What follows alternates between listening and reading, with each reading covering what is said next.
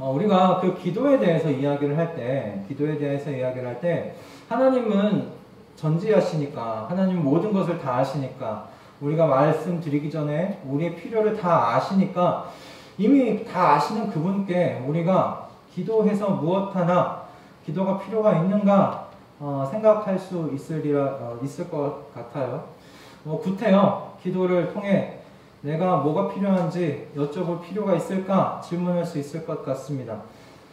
그리고 더 나아가서 이렇게 질문하는 사람들도 있을 것 같아요. 하나님께서 조시거나 주무시거나 뭐 그렇게 하고 계셔서 우리가 목소리를 높여서 부르짖어서 그분을 깨워드려야 한다. 어떻게 그런 마음을 깨워드려야 하는가라는 어떤 그런 질문을 가지고 굳이 기도가 필요한가? 그분은 깨어 계신데 온전히 다 보고 계신데 우리가 그분께 굳이 할 필요가 있는가라는 질문을 가지고 있는 청년들이 여럿 있는 줄로 압니다. 근데 이런 질문을 가진 분들에게 오늘 예수님의 말씀이 답변이 될 수 있을 것 같아요. 먼저 오늘 본문은 우리에게 그 기도를 알려달라고 하신 이 기도를 알려달라고 요청한 제자들에게 주님께서 기도를 알려주셨죠. 주기도문이라는 내용으로 주님께서 기도에 대한 내용, 무슨 기도를 해야 될지에 대하여 알려주셨습니다. 그리고 오늘 본문은 그 기도의 이제 마지막 부분이에요. 그런데 예수님께서 가르쳐 주신 이 기도의 내용 중에 이제 눈에 띄는 것이 있습니다. 예수님께서 기도에 대해서 가르치기 시작한 2절을 보면 기도의 시작이 아버지여 라고 시작이 됩니다. 기도를 가르쳐 주시는데 하늘에 계신 하나님을 아버지여 부르라고 요청하라고 하며 기도가 시작되는 것을 말씀하고 계시고 그 기도에 대한 가르침의 마지막 가르침 13절의 말씀을 보면 너희의 천부께서 라는 말씀으로 기도에 대한 가르침이 맞춰지는 것을 볼 수가 있습니다. 즉 아버지와 아버지로 기도의 가르침이 지금 시작하고 끝맺어지는 것을 우리는 누가복음 11장 1절에서 13절 사이에 볼 수가 있는 거예요.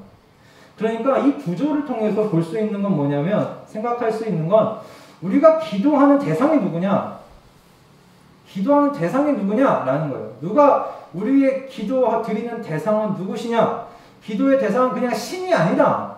그냥 하나님이 아니다라는 거예요.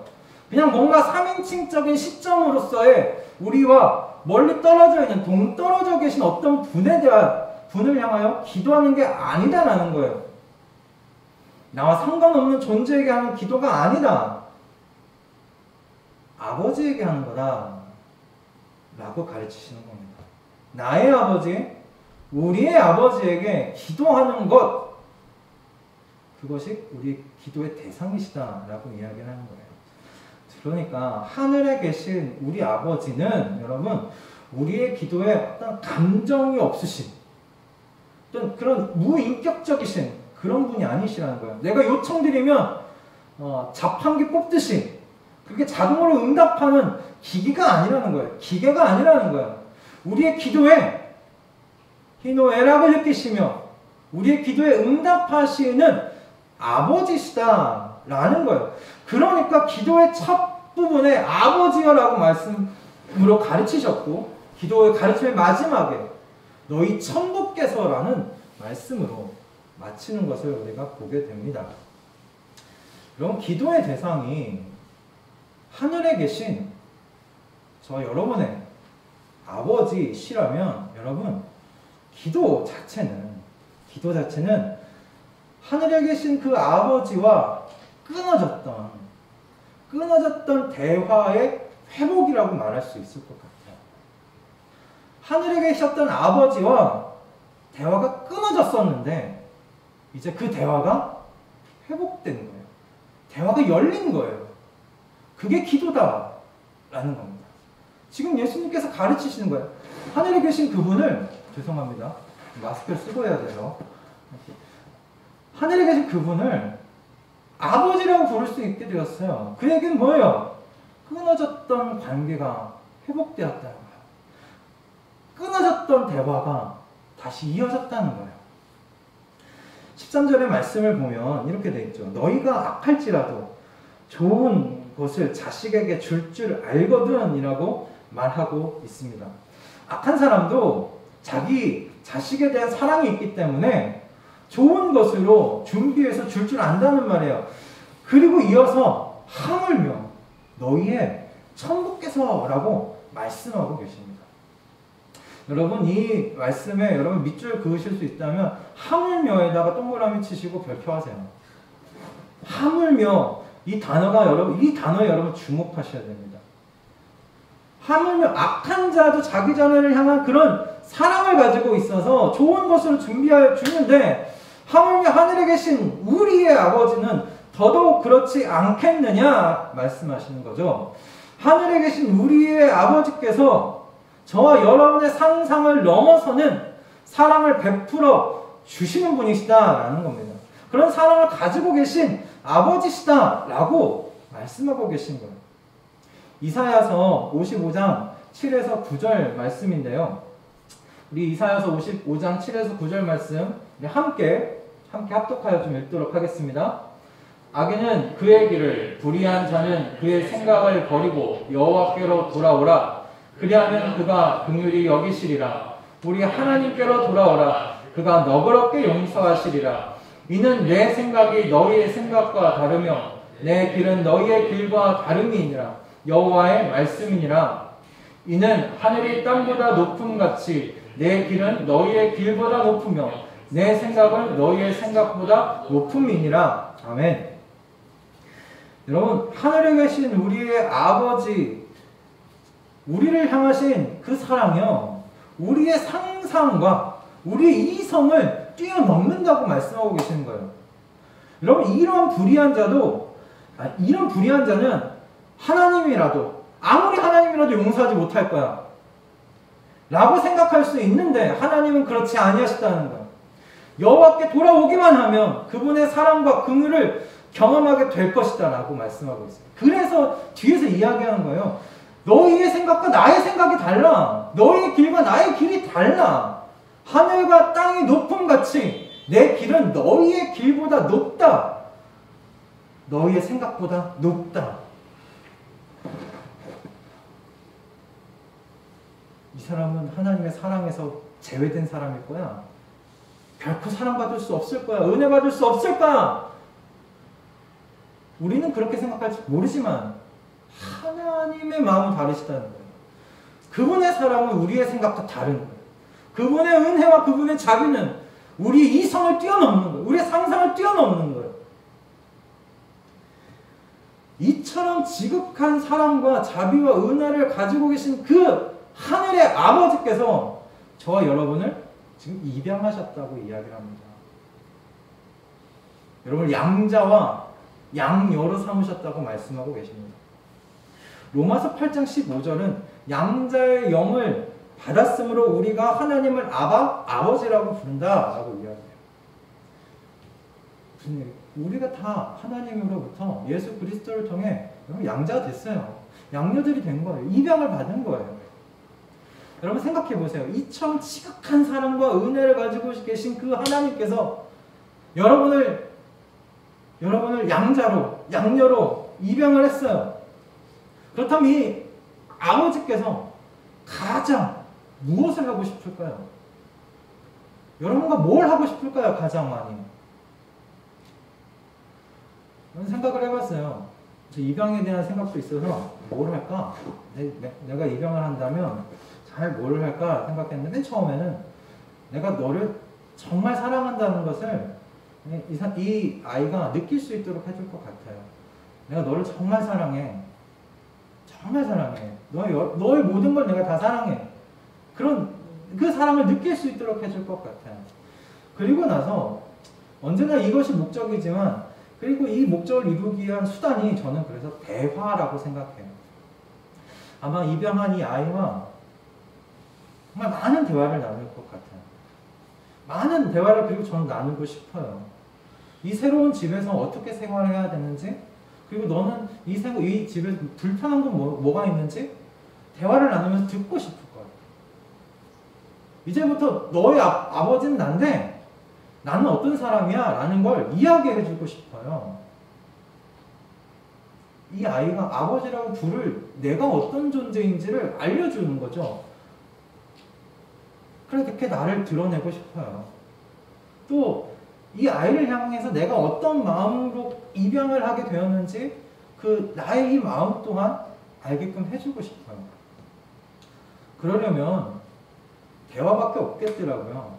참 대화를 많이 해야 되겠다라는 생각이 들었어요. 저는 그러면서 하나님도 마찬가지시겠다 싶었습니다. 우리를 입양하셨잖아요.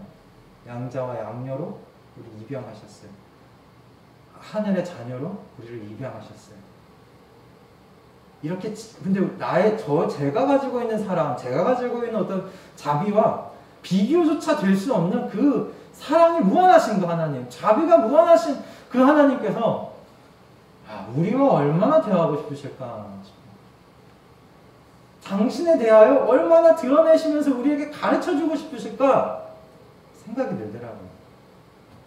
여러분, 기도는 우리의 필요에 대한 요청이 맞아요. 우리가 필요한 것이 있어서 요청드리는 거예요. 그런데 그 요청의 형태가 뭐냐면 대화, 천부와의 대화, 그 기도입니다. 죄로 말미암아 끊어졌었어요.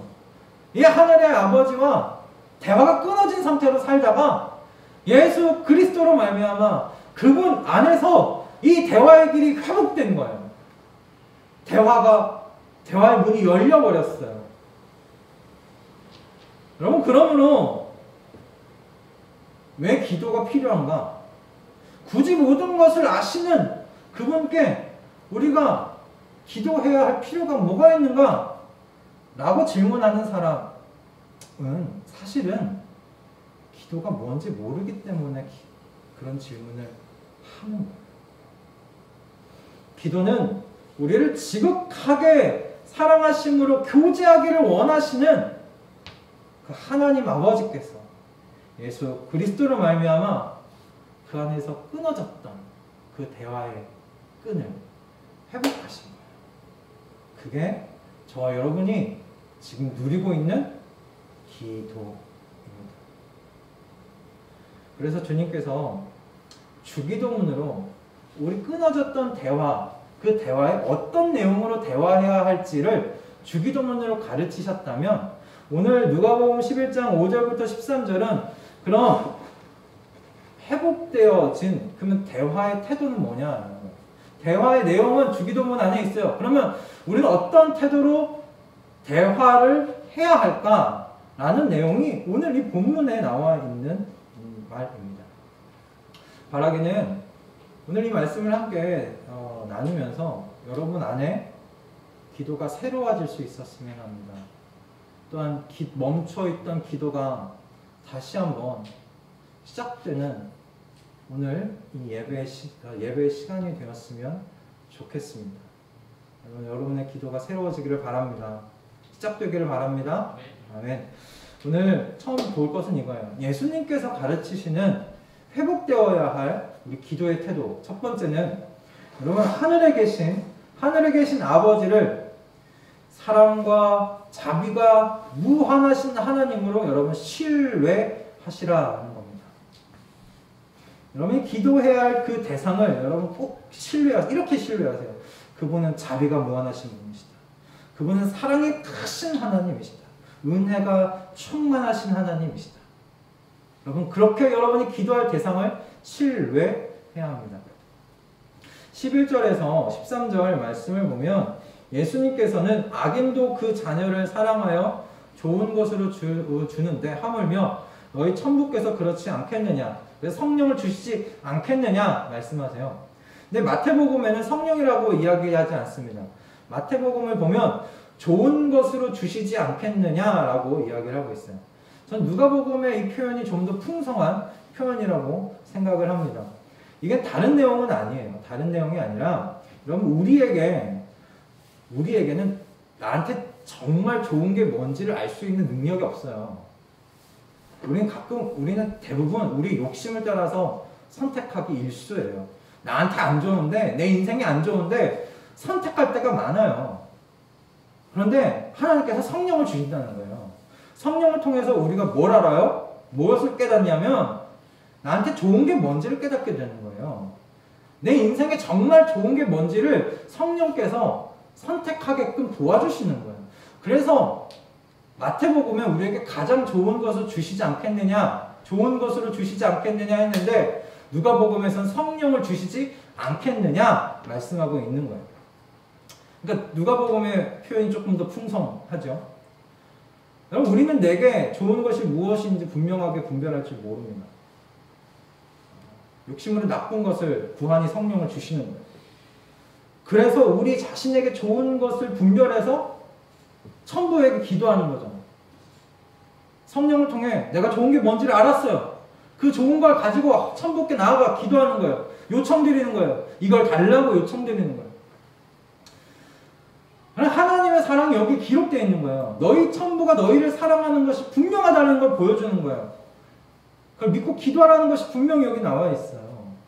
성령도 주셔서 제일 좋은 게 뭔지를 깨닫게 하신 분도 하나님이세요.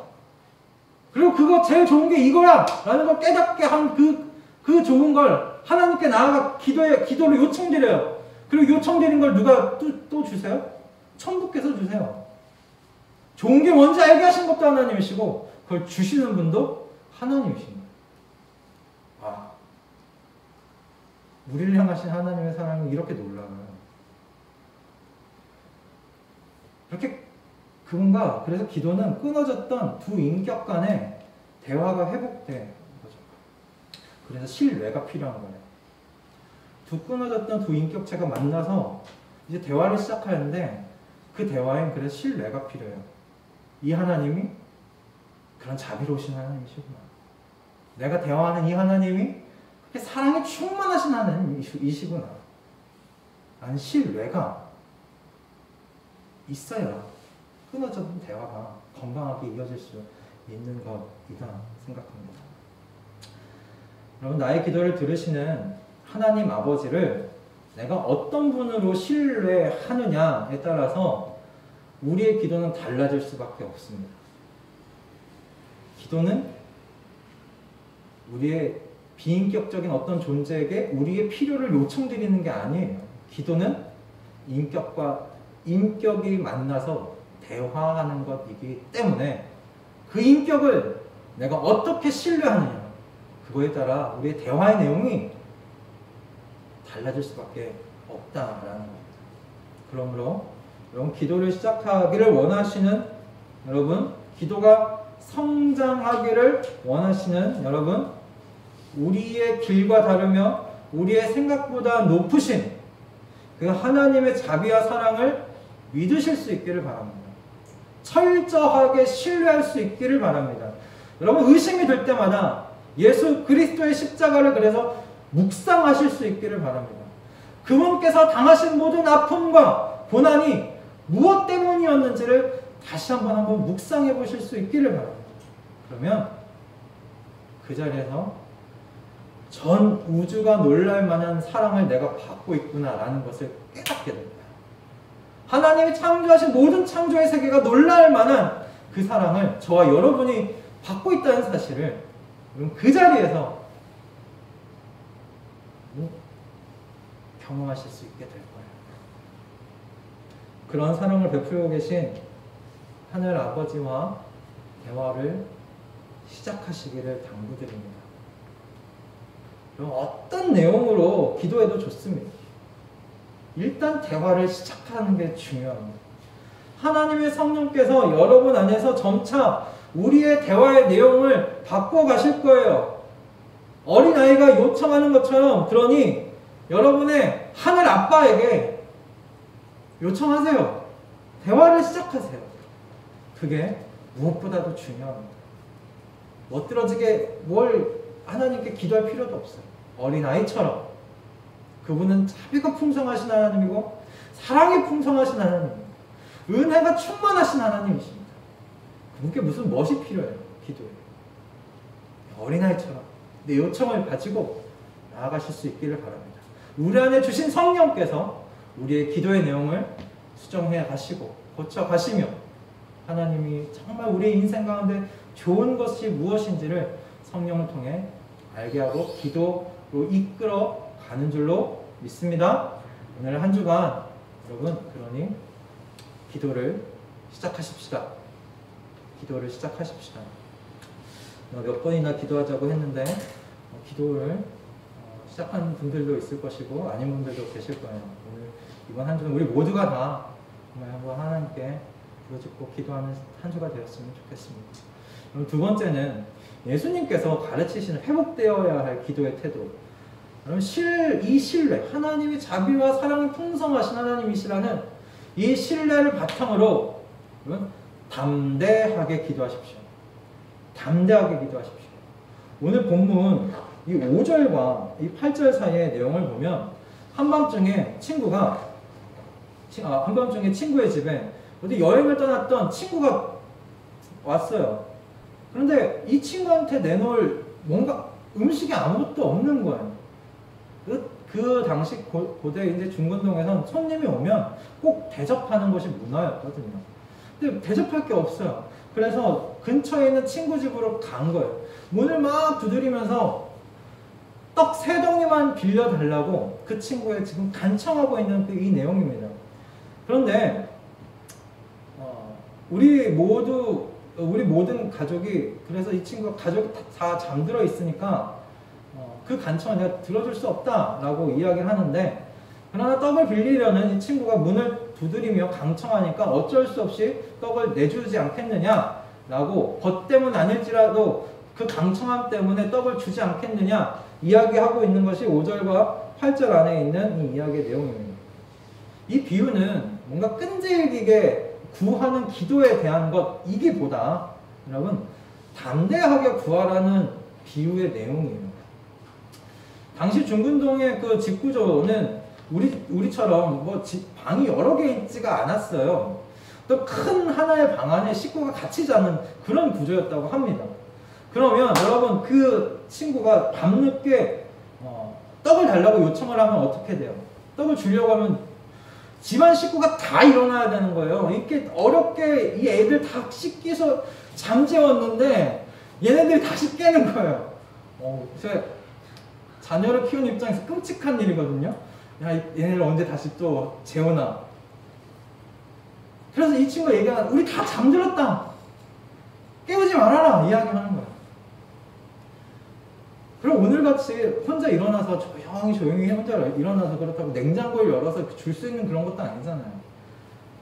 떡을 구하는 친구도 이런 상황이 그 집안에 펼쳐지고 있다는 걸 알까요 모를까요? 간청하는 이 친구도 알지요. 자기도 그런 집 사는데 당연히 내가 떡을 구하면 이 집안에 무슨 일이 일어날 걸 알아요. 힘들 걸 알아요. 집안 모든 식구가 일어날 걸 알아요. 그럼에도 불구하고 어쩌면 무례할지도 모르는 이런 요청을 지금 하는 거예요. 달라고 떡 3덩이만. 친구의 의리 때문에 주지 않더라도 예수님께서 말씀해요. 그 강청함 때문에는 주지 않겠냐? 말씀하십니다. 그게 뭐예요? 하물며 저와 여러분을 향한 크신 사랑과 자비를 가지신 그 하나님께서 여러분의 요청에 침묵으로 일관하시겠느냐 말씀하시는 거죠. 그러므로 기도할 때 담대하게 기도해라 말씀하시는 거예요. 여러분의 필요를 담대하게 요청해라 말하는 겁니다. 이 요청이 무례한 걸까? 하나님께 이 요청 드리는 게 무례한 걸까? 이 요청이 너무 나 자신만을 위한 요청은 아닐까? 기도는 아닐까? 여러분 너무 심각하게 생각하지 마세요. 오늘 이 벗은 굉장히 무례했어요. 그 집에 굉장히 무례한 요구를 한 거예요. 그러나 그 무례함에도 불구하고 벗됨이 아니라 강청함 때문이라도 주지 않겠느냐 말씀하시는 하나님의 마음을 한번 생각해 보세요. 여러분 이기적인 거라도 좋아요. 무례한 것 같다라고 생각하는 것도 좋아요. 담대하게 하나님께 대화를 시작하십시오. 대화를 시작하는 것이 중요하다. 담대하게 모든 것을 요청하라. 지금 말씀하고 계시는 겁니다. 대화의 주도권을 가지고 계신 하나님께서 여러분 그분의 사랑과 자비로 우리의 기도의 내용을 바꿔 가실 거예요. 그 사람으로 우리를 설득해 가실 거예요. 이 기도는 아니었구나 깨닫게 하실 거예요. 그러니 기도 시작할 때부터 이 기도는 안 될 것 같은데, 이런 기도는 안 들어주실 것 같은데, 여러분 스스로 재단하지 마세요. 그분의 길은 우리의 길과 달라요. 그분의 생각은 우리의 생각과 달라요. 그러므로 담대하게 요청하며 기도하라고 말씀하고 계시는 겁니다. 이 기도와 관련해서 지금 와서 참 부끄러운 그런 과거가 있었어요. 제가 온누리 교회 다닐 때 그 청년 공동체 안에서 양육 리더로 섬겼어요. 근데 양육 리더로 섬길 때 그 양육 리더가 우리처럼 없어요. 별로 많지가 않아요. 그러다 보니까 제 소그룹에 저보다 나이가 한 6살 많은 형들도 이렇게 같이 하게 되는 거예요. 그 당시 저보다 한 5살 위에 있는 형이 기도 제목을 냈거든요. 근데 어떤 기도 제목을 냈느냐? 본인이 차가 필요하다는 거야. 내가 차가 필요한데 같이 기도해달라요. 하나님께 차를 달라고, 기도해달라고 요청하는 거예요. 제가 리더잖아요. 리더니까 그런 기도 제목 받으면서 아하, 예, 형님 차가 필요하군요.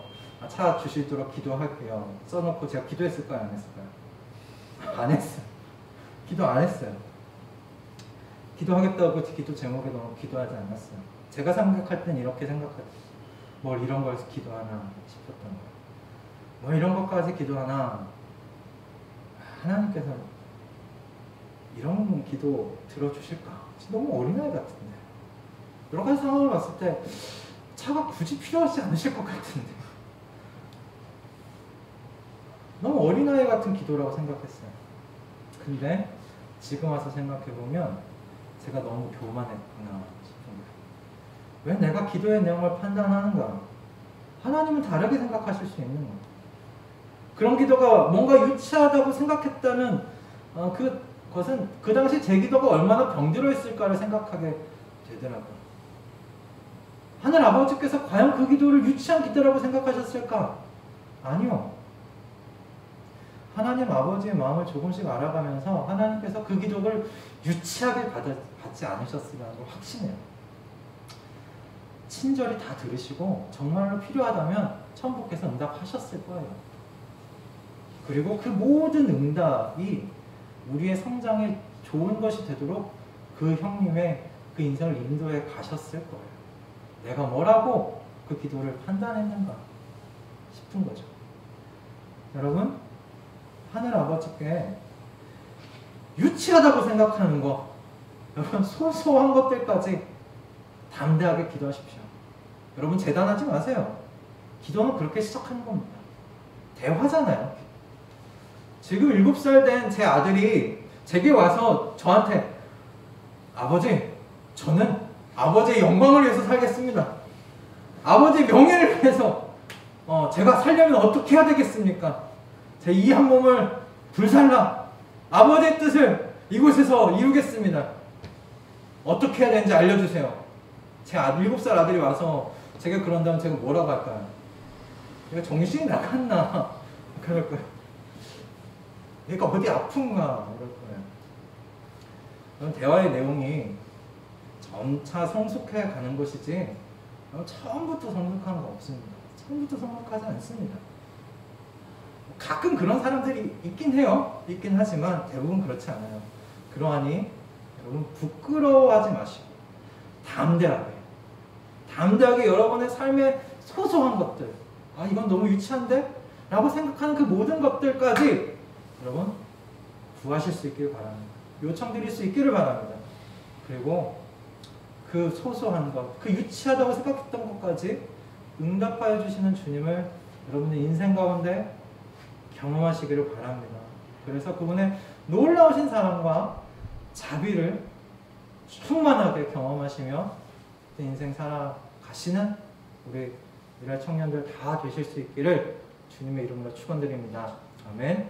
우리 마지막으로 나눌 것은 이 예수님께서 가르치신 이 기도에 회복해야 될 태도. 그럼 이 신뢰를 바탕으로 여러분이 당한 상황을 피하지 마세요. 여러분이 당한 상황을 피하지 마시고 끝까지 맞서서 기도하라라는 겁니다. 끝까지 맞서서 기도해라. 피하지 마시라. 9절에서 10절 말씀은 다른 것 같은데 똑같은 말씀이에요. 잘 보시면 똑같은 말씀이에요. 구하면 주시고 받을 것이다. 찾으면 찾게 될 것이다. 문을 두드리면 열릴 것이다. 이게 9절과 10절에서 동일하게 말씀하고 계시는 거예요. 그러니 구하고 찾고 지금 두드리라고 계속 말씀하고 계시는 겁니다. 이 말씀이 어떤 기도가 지속되는 태도에 대해서 말씀하신 것처럼 보일 수 있는데요. 전 좀 다르게 이 말씀이 보이더라고요. 여러분은 언제 기도하세요? 진짜 솔직하게. 여러분 언제 정말 간절하게 기도하세요? 매일같이? 간절히? 뭔가 난처한 인생의 상황을 만났을 때 정말 간절하게 기도하지 않으세요? 내 힘으로는 정말 이거 안 되겠다 싶을 때. 그럴 때 새벽 예배 나오잖아요. 새벽 예배 나온 사람 많이 못 봤어요. 난처한 상황에 안 처했던지도 모르겠어요. 그런데 대부분은 그럴 때 새벽에도 깨어서 기도하기도 하고 그런 것 같아요. 그리고 기도원에 올라가 부르짖어서 기도하기도 하는 것 같고요. 그 자체를 건강하지 않게 볼 필요는 없겠다 싶습니다. 사람이 난처하고 아픈 고난의 상황에서 하나님을 찾는 건 저는 너무나 당연한 일이라고 생각하기 때문에 그래요. 당연한 반응이에요. 근데 밤중에 생각하지도 않은 벗의 방문으로 먹을 것을 내놓아야 하는 그런 난처한 상황을 우리는 언젠가 분명 우리 인생 가운데 만나게 될지 모릅니다. 그런데 예수님께서 말씀하시는 건 이거예요. 담대하게 문을 두드리며 요청을 시작했다면 그것을 반대하는 상황이 닥치더라도 포기하지 말라는 거예요. 문이 이미 닫혔고 내가 일어나서 줄 수 없다고 말을 들어도 몇 번 시도해보다가 이거 안 되는구나 하지 말고 이 친구가 줄 마음이 없구나 생각하고 돌아서지 말고 구하고 찾고 두드려라 라는 거예요. 여러분 기도한다고 바로 우리의 상황이 바뀌지도 않아요. 기도한다고 내 난처한 상황이 하루 이틀 만에 바뀌지도 않아요. 어쩌면 한 달, 두 달 가기도 해요. 반년이 가기도 해요.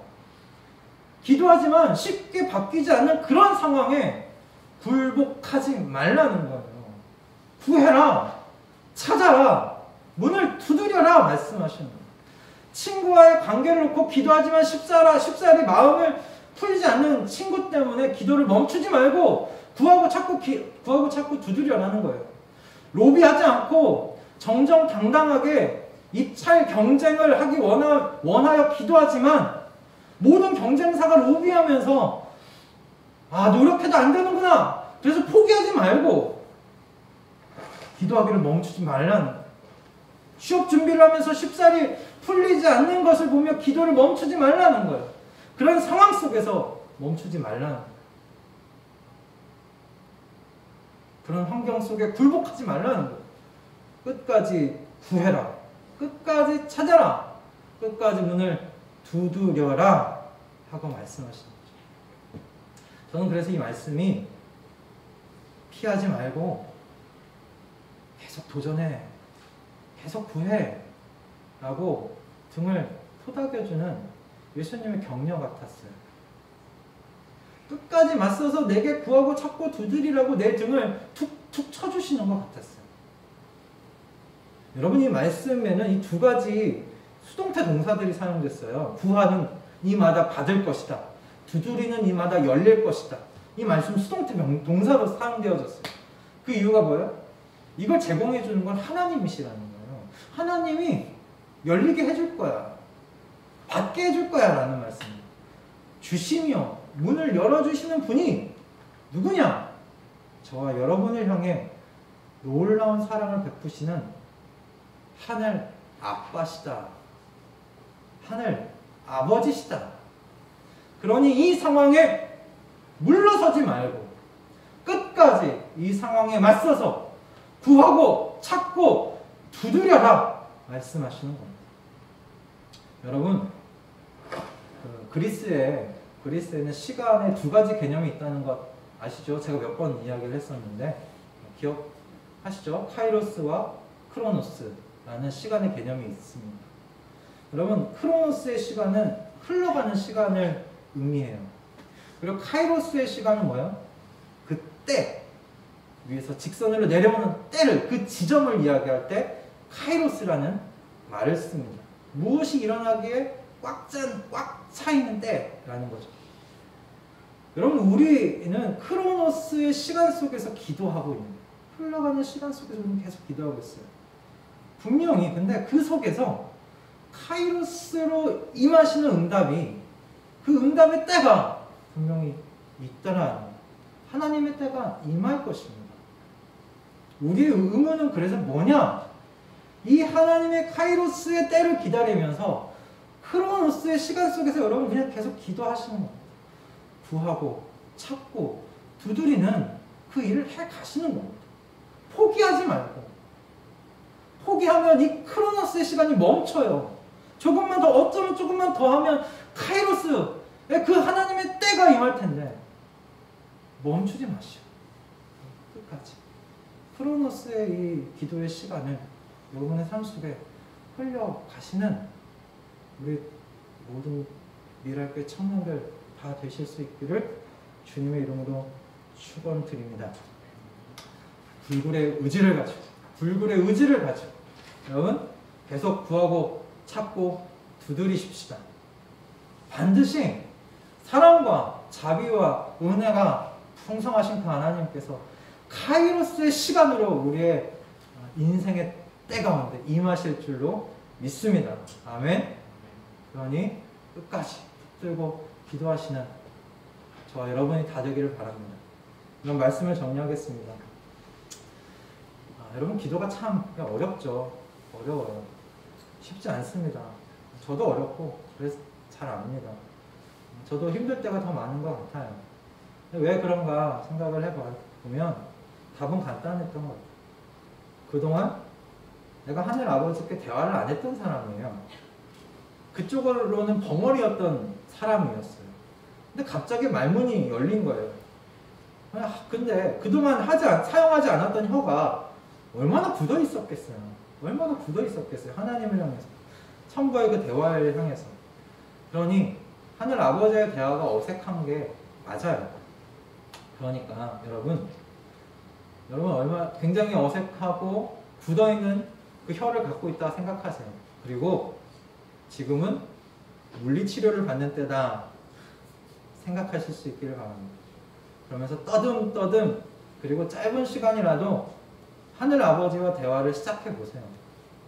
그 기도의 자리에서 하늘 아버지, 우리의 사고를 넘어서시는 사랑을 경험하게 될 줄로 믿습니다. 느끼게 될 줄로 믿습니다. 그러면서 그동안 굳어있던 우리의 혀가 풀리게 됩니다. 자연스럽게 우리 하늘 아빠와의 대화의 시간이 늘어가고 있는 나 자신을 발견하게 되는 줄로 저는 믿습니다. 그러니 대화를 시작할 때 처음부터 뭔가 멋들어진 대화를 하려고 하지 마시고 유치할지 모르더라도 사소해 보이는 그런 요청을 하나님께 올려드리는 여러분 되시길 바라요. 담대하게 요청하십시오. 아버지께서 그런 것들로도 대화를 시작하십니다. 소심해지지 마시고 여러분 대화하세요. 또한 바뀌지 않는 상황을 맞닥뜨렸을 때 피하지 마시고 계속 구하고 찾고 두드리십시오. 피하지 마십시오. 이렇게 구하고 찾고 두드리는 우리의 이 크로노스의 시간 속에 하나님께서 카이로스로 임하실 줄로 믿습니다.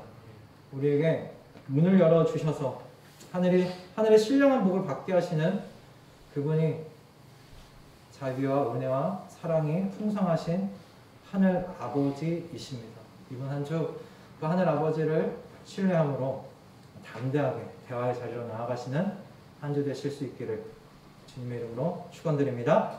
아멘.